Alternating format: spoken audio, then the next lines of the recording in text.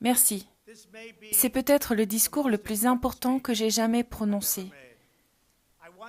Je voudrais faire le point sur les efforts que nous déployons actuellement pour mettre au jour les énormes fraudes et irrégularités commises par les électeurs lors des élections ridiculement longues du 3 novembre.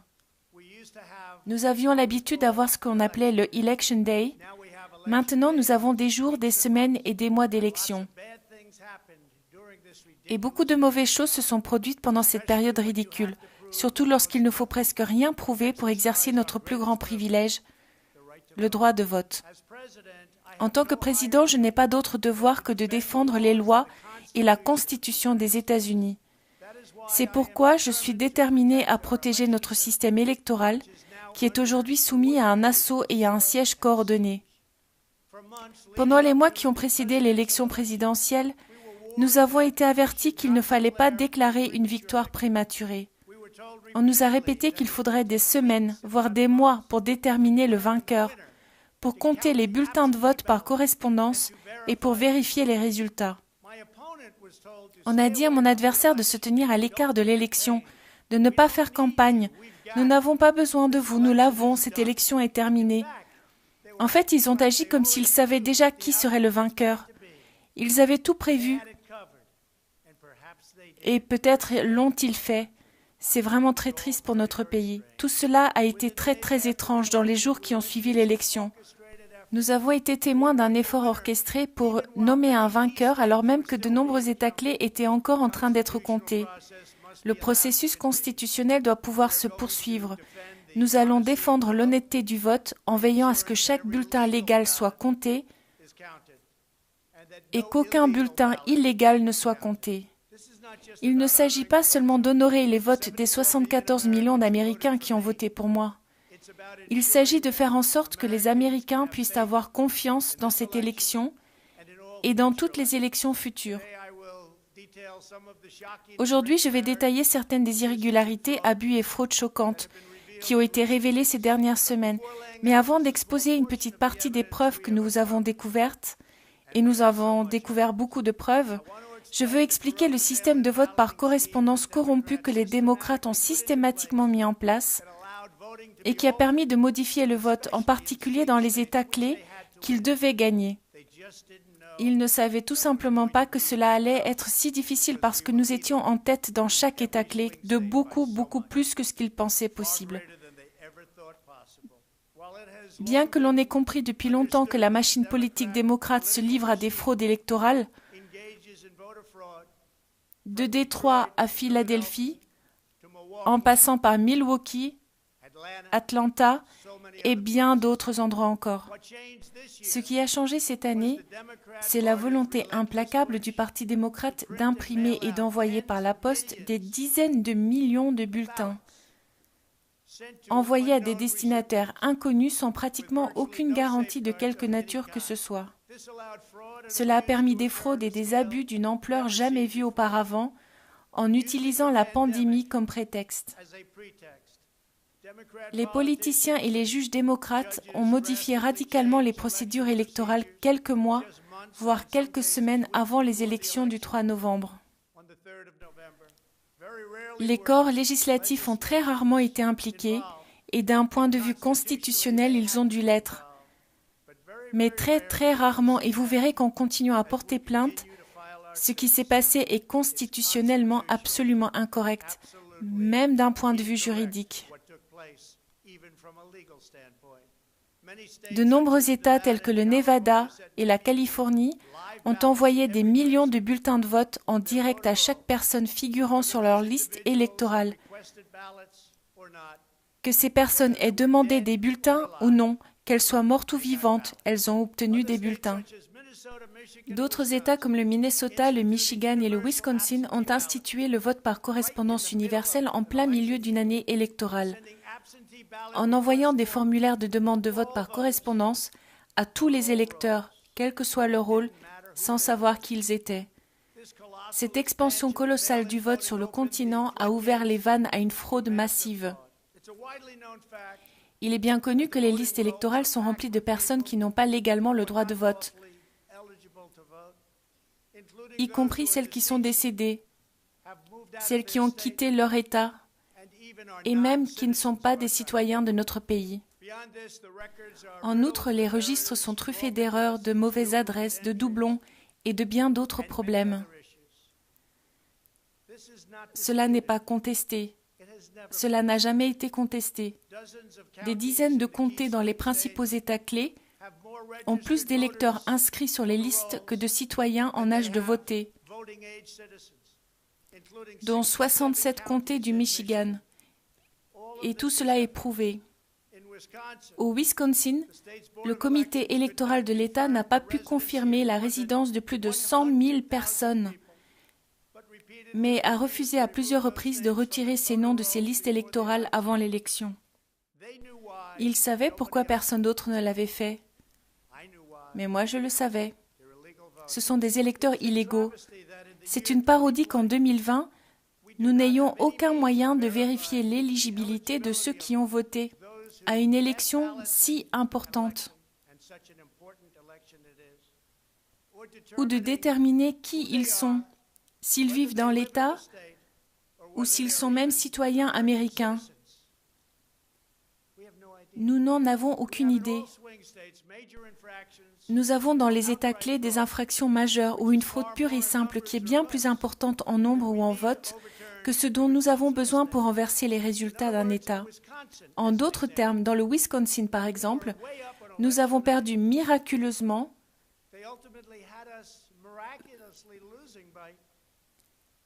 20 000 voix le soir des élections. Et je peux vous montrer ici que dans le Wisconsin, nous sommes largement en tête.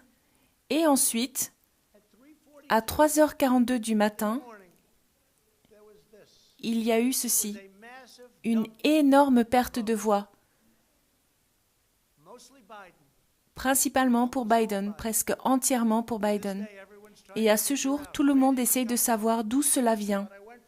Mais je suis passé d'une avance considérable à une petite défaite. Et c'est juste ici, à 3h42 du matin, c'est le Wisconsin.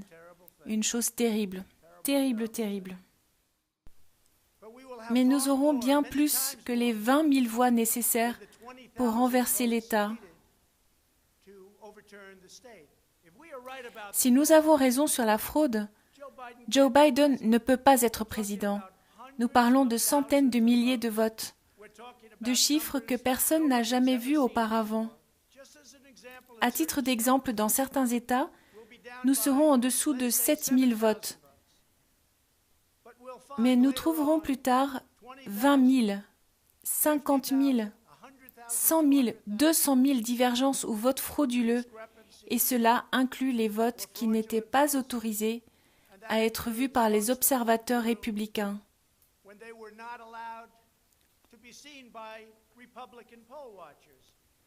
Parce que les observateurs étaient enfermés à l'extérieur du bâtiment. Ou bien des gens qui sont venus voter innocemment le 3 novembre, qui étaient tout excités par leur vote, ils étaient heureux.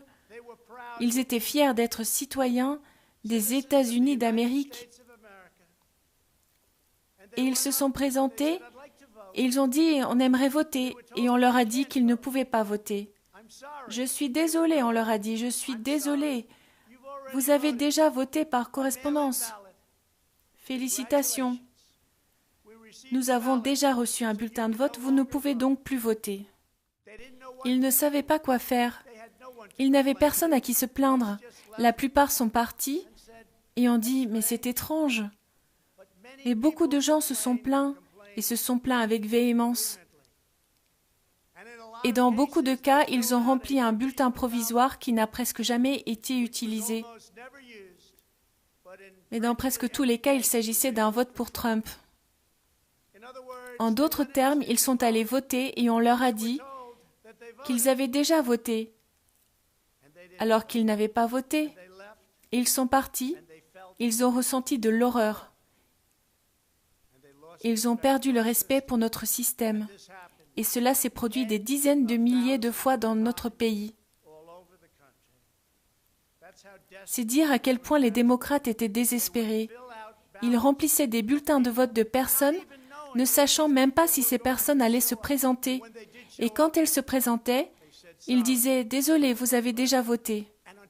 Et en plus de tout le reste, nous avons une société très suspecte. Son nom est Dominion. Il suffit de tourner un cadran ou de changer une puce pour appuyer sur un bouton pour Trump et le vote va à Biden. Quel genre de système est-ce donc? Nous devons passer au papier. Peut-être que cela prend plus de temps, mais le seul système sécurisé est le papier. Pas ces systèmes que personne ne comprend, y compris de nombreuses personnes qui les dirigent, bien que malheureusement je pense qu'ils les comprennent beaucoup trop bien. Dans un comté du Michigan, par exemple, qui utilisait des systèmes Dominion, ils ont constaté que près de 6 000 votes avaient été transférés par erreur de Trump à Biden. Et ce n'est que la partie émergée de l'iceberg. C'est ce que nous avons attrapé. Mais combien y en a-t-il que nous n'avons pas attrapé? Y a-t-il des centaines d'autres exemples dans tout le pays? Ou des milliers? Nous avons eu juste de la chance. Ils ont dit que c'était un pépin. Mais nous avons trouvé de nombreux pépins ce soir-là. 96% des dons politiques provenant d'entreprises sont allés directement aux démocrates. Ce qui n'est pas surprenant, et franchement, quand on regarde qui dirige l'entreprise, qui est responsable, qui la possède, ce que nous ne savons pas, où les votes ont été comptés, ce qui nous semble être le cas dans les pays étrangers et non aux États-Unis. Le Dominion est un désastre. Les autorités électorales du Texas ont bloqué à plusieurs reprises le déploiement de systèmes de Dominion en raison des préoccupations concernant les vulnérabilités en matière de sécurité et le risque d'erreur et de fraude pure et simple. Chaque district qui utilise les systèmes de Dominion doit être soigneusement surveillé et faire l'objet d'une enquête approfondie. Mais pas seulement pour l'avenir. Pour l'instant, nous sommes inquiets pour le présent et pour ce qui s'est passé avec une élection que nous avons gagnée sans conteste. Sous ma direction, les républicains ont remporté presque tous les sièges des États américains, ce qui était inattendu. Nous sommes passés à 16 sièges à la Chambre. Les chiffres sont encore en cours de calcul, car il y a 9 sièges dont personne ne sait vraiment. On ne le sait pas encore, c'est encore à l'étude 2 semaines plus tard, parce que c'est un vrai bazar. Les républicains étaient censés perdre beaucoup de sièges et au lieu de cela, ils ont gagné ces sièges à la Chambre. Et une élection très importante approche. Nous allons déterminer si oui ou non, nous allons tenir le Sénat. David Perdue et Kelly Loeffler sont 2 personnes formidables. Malheureusement, en Géorgie, ils utilisent le même horrible système de Dominion. Il a déjà été dit que des centaines de milliers, pensez à cela, des centaines de milliers de bulletins de vote par correspondance ont été demandés. Vérifiez qui demande ces bulletins. La différence, c'est qu'il s'agit d'un seul État et que nous aurons les yeux dessus comme si personne n'avait jamais rien regardé avant, parce que nous devons gagner ces 2 sièges au Sénat. L'énorme succès que nous avons eu à la Chambre des représentants et l'énorme succès que nous avons eu jusqu'à présent au Sénat, un succès inattendu dans tout le pays, et ici même à Washington. Il est statistiquement impossible que la personne, moi, qui a mené la charge, ait perdu. Les plus grands sondeurs, les vrais sondeurs, pas ceux qui nous ont fait perdre 17 points au Wisconsin lorsque nous avons effectivement gagné, ou ceux qui nous ont fait perdre 4 ou 5 points en Floride alors que nous avons gagné par beaucoup de points, ou ceux qui nous ont fait perdre au Texas et nous avons gagné par beaucoup. Ce ne sont pas ces sondeurs, mais de vrais sondeurs, des sondeurs justes et honnêtes, qui ont dit « Nous ne pouvons pas comprendre une telle chose. Cela n'est jamais arrivé avant que vous ne meniez le pays à la victoire et que vous soyez le seul à avoir perdu, ce n'est pas possible. » Le président de la Chambre d'un certain État a déclaré « Monsieur, je m'attendais à perdre mon siège. Et au lieu de cela, avec vous, et de cette incroyable charge et tous ces rassemblements, Nous avons eu une victoire extraordinaire et tout le monde le sait. Vous êtes beaucoup plus populaire que moi, monsieur. Sauf que j'ai obtenu plus de voix que vous. Il est impossible que cela se soit produit. Il y a quelque chose qui ne va pas, je vais vous dire ce qui ne va pas. La fraude électorale. Voici un exemple. Dans le Michigan, à 6h31 du matin, un dépouillement de 149 772 votes est arrivé de manière inattendue. Nous étions en train de gagner de loin. Ce lot a été reçu avec horreur.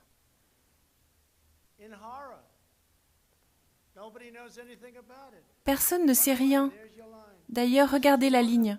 C'est l'un des nombreux cas normaux et tout d'un coup, je vois que c'est normal, même ici, c'est normal. Et puis boum, tout d'un coup, je passe d'une victoire de loin à une défaite dans une course serrée. C'est corrompu. Détroit est corrompu. J'ai beaucoup d'amis à Détroit, ils le savent. Mais Détroit est totalement corrompu. Regardez ça, à 6h31 du matin. C'est inattendu. Le recomptage en Géorgie récemment ne signifie rien, car ils ne veulent pas vérifier les signatures en Géorgie. Et si vous ne vérifiez pas les signatures, cela ne fonctionne pas. Et nous avons un secrétaire d'État et un gouverneur qui ont rendu la vérification des signatures très difficile. Pourquoi? Il faut le leur demander. Mais sans vérification des signatures, cela ne vaut rien. Ils ont trouvé des milliers et des milliers de votes qui étaient tous contre moi. C'est lors d'un recomptage que je n'ai même pas jugé important. Ils ont trouvé plusieurs milliers de votes et ce recomptage n'a pas eu d'importance. Ce qui compte, c'est ce qui se passe maintenant, parce que le fait est si proche. Ils ont dû, en vertu de la loi, procéder à un nouveau recomptage. Mais le recomptage doit être un recomptage où ils vérifient les signatures, sinon ils vérifient la même chose malhonnête, et ça ne vaut rien. Dans ce cas, les signatures sur les enveloppes sont la seule chose pertinente. Nous allons comparer la signature sur l'enveloppe aux signatures des élections passées, et nous constaterons que plusieurs milliers de personnes ont signé ces bulletins de vote illégalement. Les démocrates ont fait truquer cette élection dès le début. Ils ont utilisé la pandémie, parfois appelée virus de la Chine, dont ils sont à l'origine comme excuse pour envoyer des dizaines de millions de bulletins de vote, ce qui a finalement conduit à une grande partie de la fraude, une fraude que le monde entier observe. Il n'y a personne de plus heureux en ce moment que la Chine. De nombreuses personnes reçoivent 2, 3, 4 bulletins de vote. Des bulletins sont envoyés à des milliers de personnes décédées. En fait, les personnes décédées, et nous en avons de nombreux exemples, ont rempli des bulletins de vote, ont fait des demandes, et ensuite ils ont voté. Ce qui est encore pire. En d'autres termes, les personnes décédées sont passées par le processus, certaines étant mortes depuis 25 ans. Des millions de votes ont été exprimés illégalement dans les seuls États clés. Et si c'est le cas, les résultats des différents États clés doivent être annulés et renversés immédiatement. Certains disent que c'est trop loin, que c'est trop dur. Cela signifie-t-il que nous prenons un président, que nous venons d'élire un président dont les votes étaient frauduleux? Non. Cela veut dire qu'il faut renverser l'élection. Et tout le monde sait sans aller beaucoup plus loin. Ils ont vu les preuves. Mais ils ne veulent pas en parler du désastre que cette élection a été, une catastrophe totale. Mais nous allons le montrer et nous espérons que les tribunaux, en particulier la Cour suprême des États-Unis, le verront. Et avec respect, nous espérons qu'ils feront ce qui est bon pour notre pays, parce que notre pays ne peut pas vivre avec ce genre d'élection. Nous pourrions dire « passons à la prochaine ». Mais non, nous devons aussi regarder notre passé. Nous ne pouvons pas laisser cela se produire. Peut-être que vous aurez un nouveau vote, mais je ne pense pas que ce soit approprié. Quand ces votes sont corrompus, quand ils sont irréguliers, quand ils se font prendre, qu'ils sont annulés, et que je gagne très facilement dans tous les États. Je gagne très facilement dans tous les États, tout comme je les ai gagnés à 22 heures le soir de l'élection. Donc, nous ne cherchons pas à vous montrer 25 votes erronés ou frauduleux qui ne veulent rien dire parce qu'ils ne renversent pas l'État, ou 50 ou 100. Nous vous montrons des centaines de milliers, bien plus ce dont nous avons besoin, bien plus que la marge, plus que la loi l'exige. Nous pourrions vous montrer à de nombreuses reprises ce qui est nécessaire pour gagner l'État. Les médias le savent, mais ils ne veulent pas en parler. En fait, ils refusent carrément de le couvrir, parce qu'ils connaissent le résultat s'ils le font. Même ce que je dis maintenant sera rabaissé et dénigré, mais c'est OK. Je continue d'avancer parce que je représente 74 millions de personnes. Et en fait, je représente aussi toutes les personnes qui n'ont pas voté pour moi.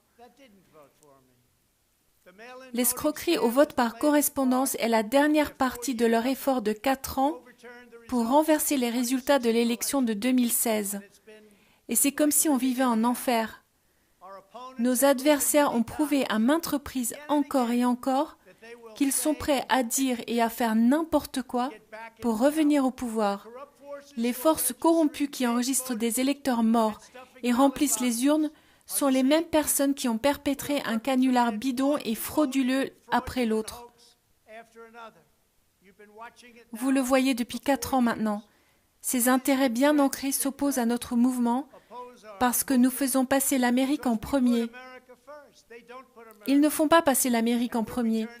Et nous vous rendons le pouvoir à vous, le peuple américain. Ils ne veulent pas d'Amérique d'abord. Ils ne veulent que le pouvoir pour eux-mêmes. Ils veulent gagner de l'argent. C'est pourquoi ils ne veulent pas de moi comme président. On a enquêté sur moi peu après que j'ai annoncé que je me présentais à la présidence. Lorsque je suis immédiatement devenu numéro 1 dans les primaires républicaines, les enquêtes n'ont jamais cessé. Elles ont duré 4 ans. Et je les ai toutes gagnées. Je les ai toutes battues. Russie, Russie, Russie. Le canular de mise en accusation et bien d'autres choses encore. Robert Mueller a dépensé 48 millions de dollars de l'argent des contribuables pour enquêter sur moi pendant 2 ans et demi, a délivré plus de 2800 citations à comparaître, a exécuté près de 500 mandats de perquisition, a émis 230 ordres de communication et a mené 500 entretiens avec des témoins, tous dans le but de me faire tomber. Au final, il n'y a eu aucune collusion. Aucune. Le sénateur Mark Rubio, le chef de la commission sénatoriale du renseignement, a déclaré que la commission n'avait trouvé aucune preuve que le candidat Donald Trump ou sa compagne était de connivence avec le gouvernement russe. Et je remercie le sénateur Rubio pour cette déclaration. J'entends maintenant que ces mêmes personnes qui n'ont pas réussi à m'avoir à Washington ont envoyé toutes les informations à New York pour essayer de m'avoir. Tout a été répété à maintes reprises pour 48 millions de dollars. Vous passez par les déclarations d'impôts, vous passez partout. Le procureur général de New York, qui s'est récemment présenté aux élections, a fait campagne sans me connaître, déclarant « Nous nous joindrons aux forces de l'ordre et aux autres procureurs généraux de ce pays pour démettre ce président de ses fonctions. » Je ne l'ai jamais rencontré. Il est important que tout le monde comprenne, a-t-elle dit, que les jours de Donald Trump touchent à leur fin.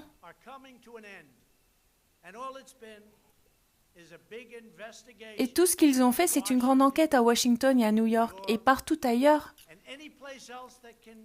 où l'on peut enquêter parce que c'est ce qu'on veut faire. Ils veulent nous faire tomber. Pas moi, mais nous. Et nous ne les laisserons jamais faire. Tout a été examiné. Un de mes amis, qui est très intelligent, m'a dit « Vous avez probablement vu plus que n'importe qui d'autre. Vous avez probablement fait l'objet d'une enquête plus approfondie que n'importe qui d'autre. Et que le fait de présenter un certificat de bonne santé de vous, probablement la personne la plus propre de ce pays. Certaines personnes de cette administration, et heureusement pas toutes, ont été battues ou dénigrées. Elles ont simplement disparu. Personne ne sait ce qui leur est arrivé. Pourquoi ils ne sont pas actifs? Pourquoi ils ne sont pas impliqués? Il y a tellement de choses à faire, la corruption est si répandue. Ils ne pouvaient plus le supporter. Ils ont été menacés de destitution par les démocrates. Et des choses horribles ont été dites à leur sujet, alors que ce sont des gens bien. Même récemment, la directrice de la GSA a été poursuivie et harcelée comme elle ne l'avait jamais été auparavant. Qu'est-ce que je peux dire? Nous avons surpris Comey à appeler, nous avவும் surpris Maccabi à appeler, nous les avons tous surpris. Nous attendons toujours un rapport d'un homme nommé Durham, à qui je n'ai jamais parlé et que je n'ai jamais rencontré. Ils peuvent s'en prendre à moi avant les élections autant qu'ils le souhaitent, mais malheureusement, M. Durham ne voulait pas s'en prendre à ces personnes ou avoir quoi que ce soit à voir avec le fait de s'en prendre à elles avant les élections. Qui sait s'il fera un jour un rapport? Mais si vous regardez les mensonges, les fuites, les actes illégaux et les comportements de tant de personnes qui veulent faire du mal au président des États-Unis, il devrait se passer quelque chose. La chose la plus difficile que j'ai eu à faire est d'expliquer pourquoi il ne se passe rien avec toutes ces personnes qui se sont fait prendre, qui espionnent ma campagne. Cela ne s'est jamais produit auparavant. Et cela ne devrait plus jamais arriver à un président des États-Unis. Tout ce que vous avez à faire, c'est de regarder les audiences et de voir par vous-même. Les preuves sont accablantes. Les fraudes que nous avons recueillies ces dernières semaines sont en grande partie liées à l'élection. Tout le monde se dit « Waouh, les preuves sont accablantes quand on les voit ». Mais il est vraiment trop tard pour changer le cours d'une élection. Il est trop tard pour en changer le résultat. En fait, il reste encore beaucoup de temps pour certifier le bon gagnant de l'élection. Et c'est ce pourquoi nous nous battons. Mais peu importe quand cela se produit, quand ils voient des fraudes, quand ils voient des faux votes, et quand ces votes sont beaucoup plus nombreux que nécessaire, vous ne pouvez pas laisser une autre personne vous voler cette élection. Partout dans le pays, les gens sont unis pour brandir des pancartes. Arrêtez cet accord pour comprendre comment nous allons lutter contre cette fraude. Il est important de connaître les problèmes liés au vote par correspondance. La Pennsylvanie, le Michigan, le Nevada, la Géorgie, l'Arizona et la plupart des autres États ont permis à n'importe qui d'obtenir un bulletin de vote par correspondance et de voter sans présenter de pièce d'identité. Le vote s'est déroulé entièrement selon le système de l'honneur. Aucune pièce d'identité n'était requise. La plupart des Américains seraient également choqués d'apprendre qu'aucun État du pays ne vérifie la citoyenneté américaine comme condition pour voter aux élections fédérales. C'est une honte nationale. Aucun autre pays avancé ne mène des élections de cette manière. De nombreux pays européens ont instauré des restrictions importantes sur le vote par correspondance, notamment parce qu'ils reconnaissent le potentiel de fraude presque illimité. Sur les 42 pays européens, tous interdisent le vote par correspondance pour les personnes qui résident à l'intérieur du pays. Ou alors, ils exigent que les personnes qui ont besoin d'un vote par correspondance présentent une pièce d'identité très puissante.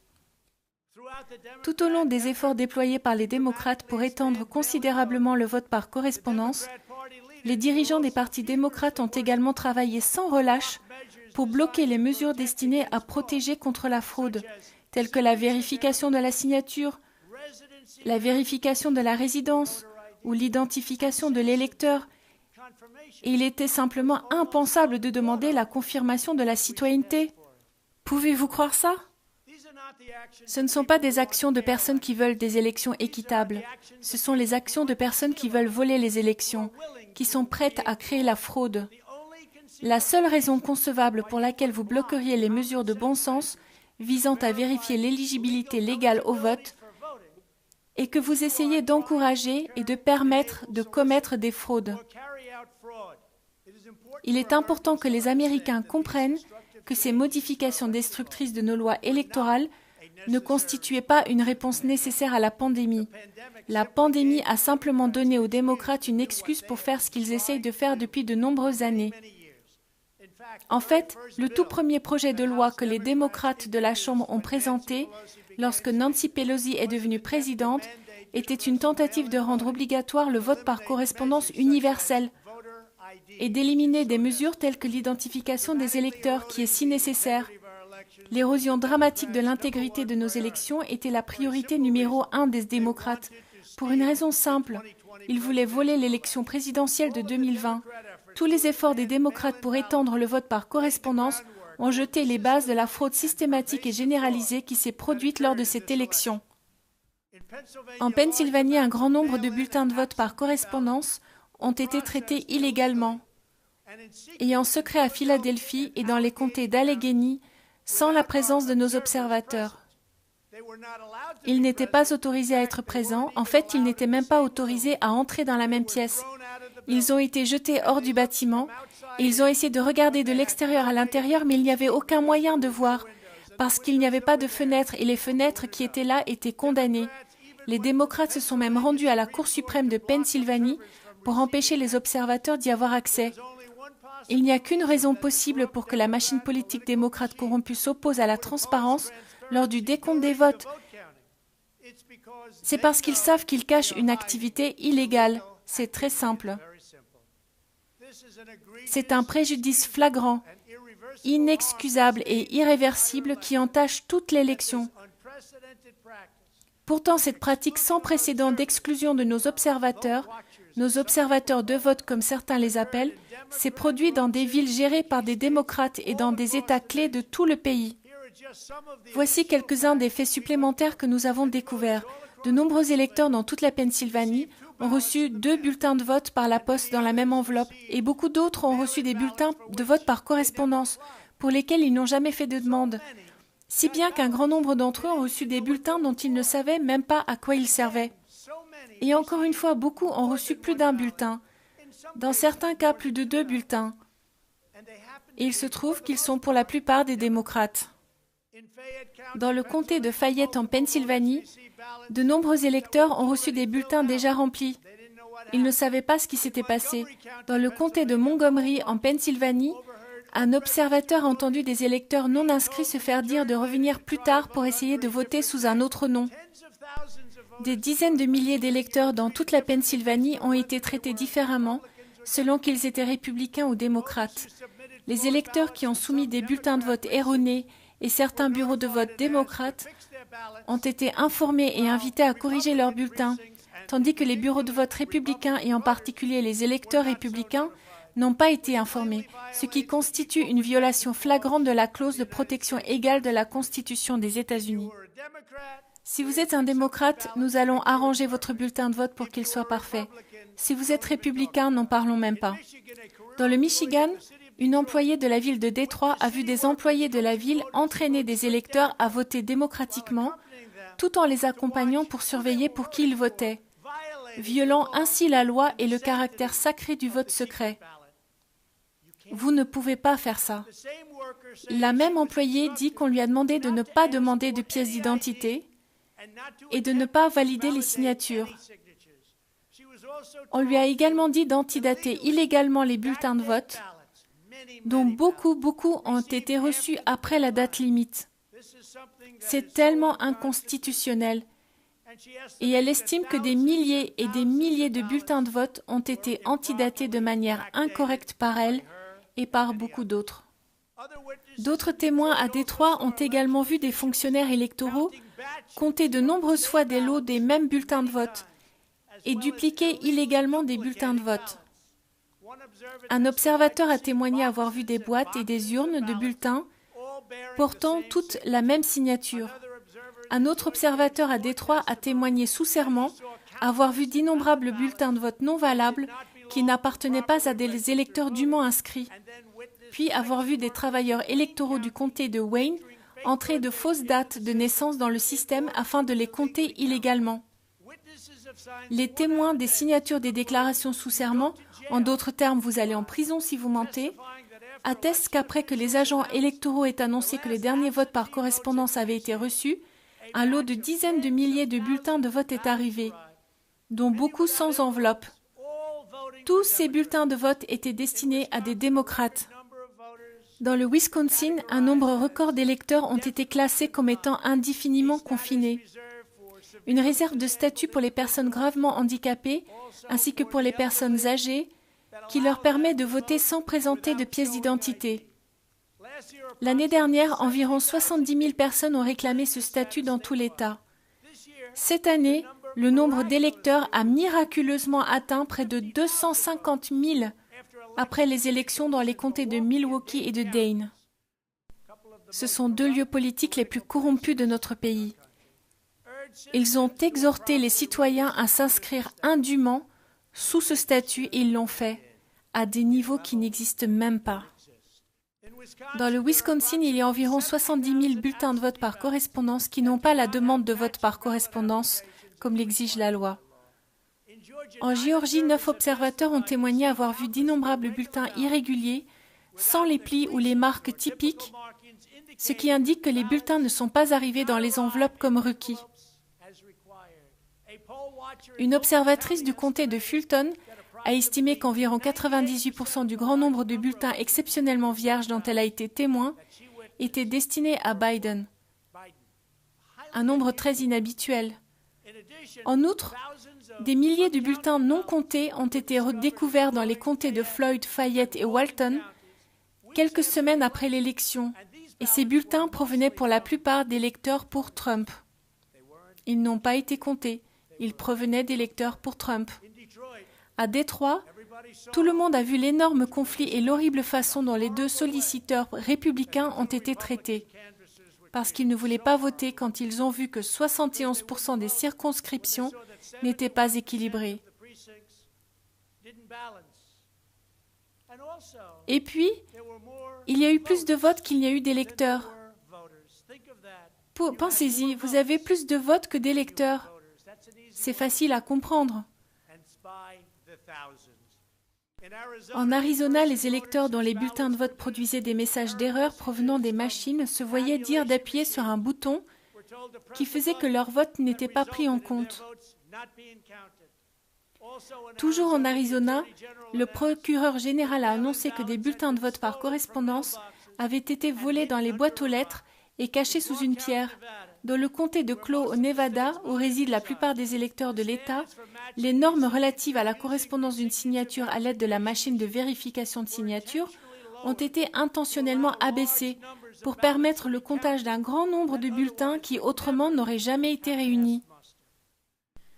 Selon un rapport, cette machine a été réglée au niveau le plus bas afin de tester le processus. 9 électeurs du comté de Clark ont voté avec des signatures intentionnellement incorrectes et 8 des 9 bulletins ont été acceptés et comptés.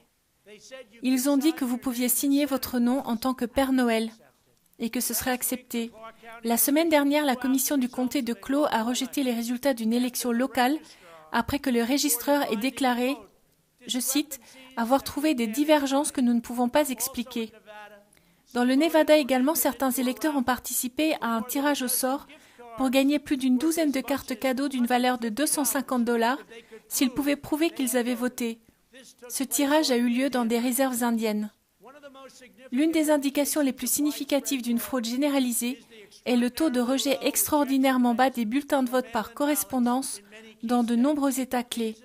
Ce sont des États que je devais gagner.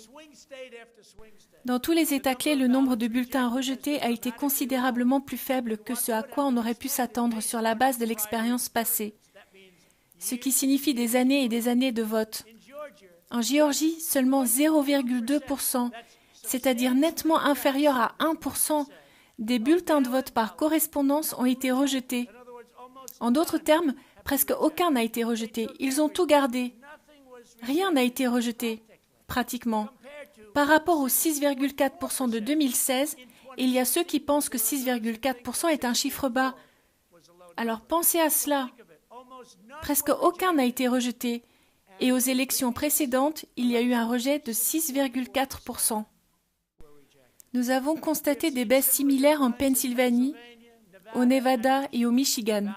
Les bulletins de vote n'ont pas été rejetés, surtout s'ils se trouvaient dans des régions démocrates. Ces irrégularités sont inexplicables, à moins d'un effort délibéré pour accepter les bulletins inéligibles ou des bulletins frauduleux. En Pennsylvanie, le secrétaire d'État et la Cour suprême de l'État abolissent en substance les exigences de vérification des signatures quelques semaines avant l'élection, en violation de la loi de l'État.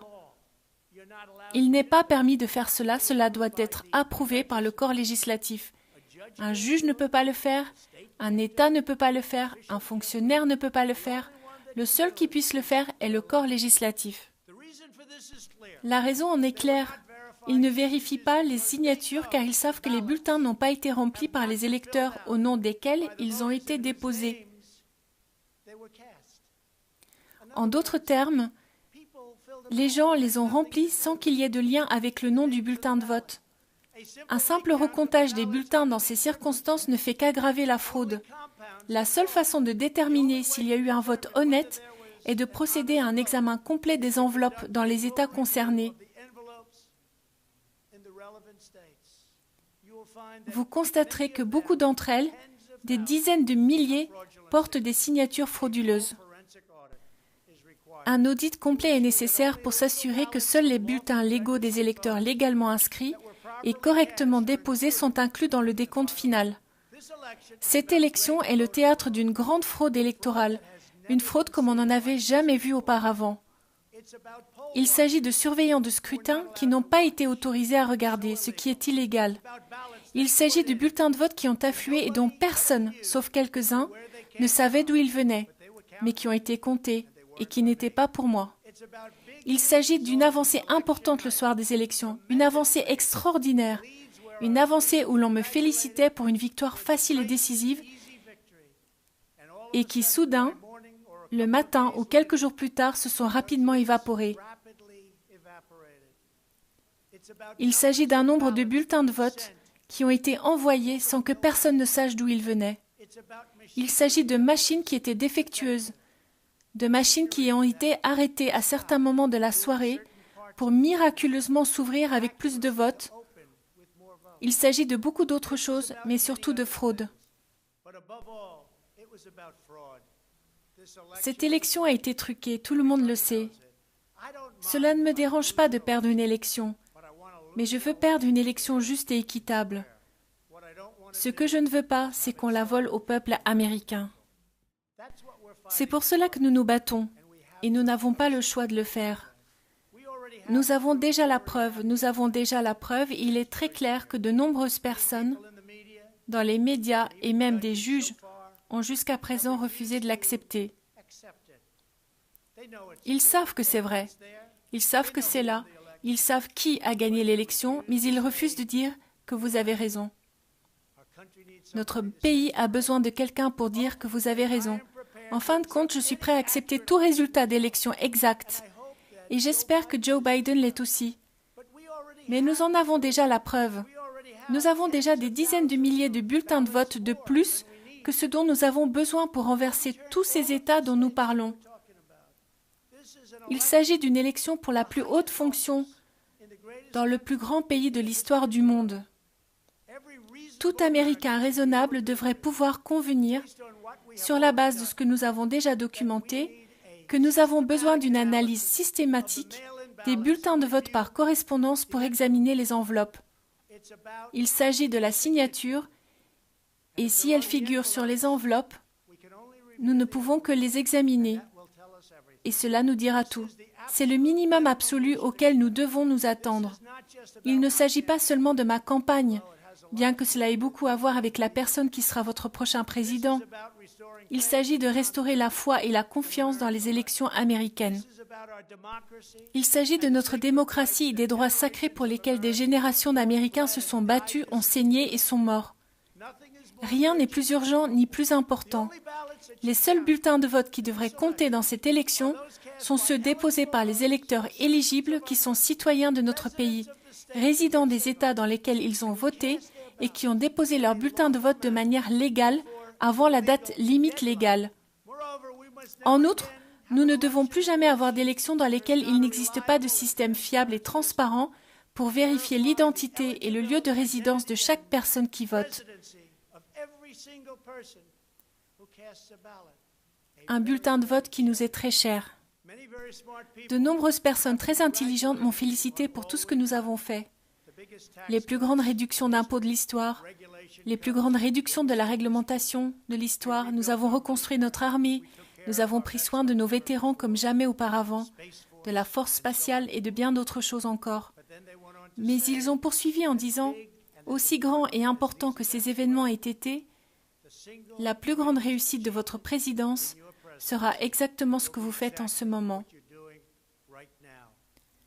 L'intégrité des électeurs pour notre nation, c'est plus important que toutes les choses dont nous avons discuté. Si nous n'éliminons pas la fraude énorme et horrible qui a eu lieu lors de notre élection de 2020, nous n'avons plus de pays.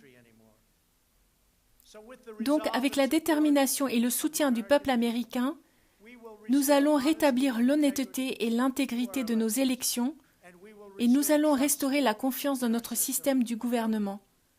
Merci, que Dieu vous bénisse et que Dieu bénisse l'Amérique.